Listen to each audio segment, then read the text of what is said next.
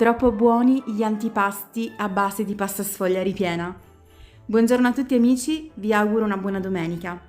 Oggi ho pensato di proporvi due ricettine davvero super veloci. Questi antipasti di pasta sfoglia a base di formaggio e salmone e i cornettini ripieni con prosciutto e formaggio.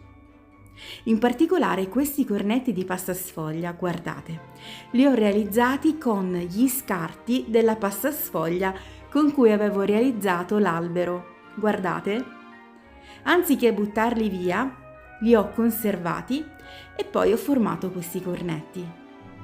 Se volete farli proprio appositamente, basterà fare dei triangoli. Aggiungiamo al centro prosciutto cotto, provola e arrotoliamo.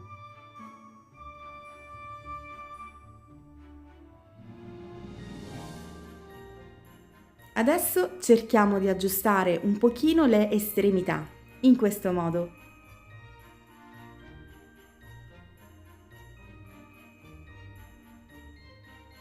Poi naturalmente non ci resta altro che lucidarli con l'uovo sbattuto, un po' di sesamo in superficie, se volete anche dei semi di papavero, e mettiamo in forno a 200 gradi per circa 20 minuti. Poi facciamo anche questi cestini davvero velocissimi da realizzare, ma buonissimi e molto carini da vedere. Prendiamo quindi un foglio di pasta sfoglia, lo dividiamo in 4 rettangoli. Andiamo a posizionare ogni rettangolo di pasta all'interno di una formina per cupcake in alluminio. Tagliamo via gli eccessi e poi possiamo farcirli a piacere con tutto quello che ci piace. Io in questo caso li ho farciti con un cucchiaio di Philadelphia, un formaggio cremoso e poi un pochino di salmone. Diciamo ho fatto un abbinamento molto classico.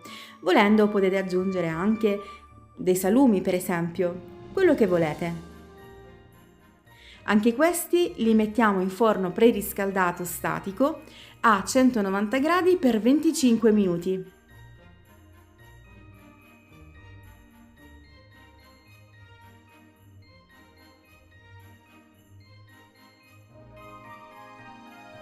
E voilà, il nostro aperitivo è pronto.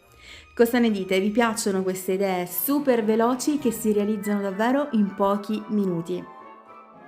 E possiamo anche realizzarli quando magari ci restano dei ritagli di pasta sfoglia che non sappiamo come utilizzare, perché in cucina, ricordate, non si butta via niente. E se queste idee aperitivo vi sono piaciute, ricordate di supportare il canale lasciando un bel like a questo video, commentando, condividendo con i vostri amici e se non siete iscritti iscrivetevi. Guardate, abbiamo fatto anche altre idee con la pasta sfoglia, ghirlande con gli spinaci, con il salmone, l'immancabile albero di Natale, poi un'altra corona in pasta sfoglia e tantissimi altri stuzzichini. Io vi lascio qualche idea qua sotto nel box informazioni e se volete dare uno sguardo sbizzarritevi perché di video ce ne sono davvero tantissimi. Vi mando un bacione, un abbraccio e ci vediamo domani con una nuova video ricetta. Ciao!